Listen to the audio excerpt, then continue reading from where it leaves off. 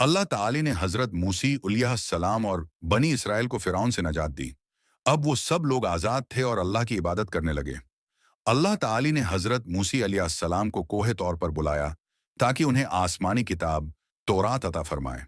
हजरत मूसी अलैहिस्सलाम 40 दिन और रात कोहे तौर पर अल्लाह की इबादत करते रहे। अल्लाह ताली ने हजरत मूसा अलैहिस्सलाम पर तौरात नाजिल फरमाई, जिसमें इंसानों के लिए हदायत, नेक जिंदगी और अल्लाह की इताअत के अहकाम दर्ज थे। लेकिन उधर बनी इसराइल ने अल्लाह की नाफरमानी की। उन्होंने एक बछड़े का बुत बनाकर उसकी पूजा शुरू कर दी। ये अल्लाह को बिल्कुल पसंद न आया।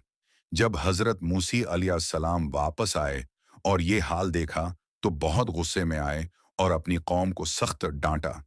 उन्होंने कहा, सिर्फ अल्लाह ही की इबादत करो, उसके सिवा कोई माबूद नहीं। अल्लाह ताली ने अपनी रहमत से बनी इसराइल को मौका दिया कि वो तौबा करें और अपनी गलतियों से बाज आ जाएं। कुछ लोग तौबा करके सीधे रास्ते पर आ गए। उस वाक़ये से हमें ये सबक मिलता है कि इंसान को हमेशा अल्लाह की इबादत करनी चाहिए, उसके भेजे हुए नबियों की इताअत करनी चाहिए और किसी झूठे माबूद या बुत की तरफ नहीं जाना चाहिए।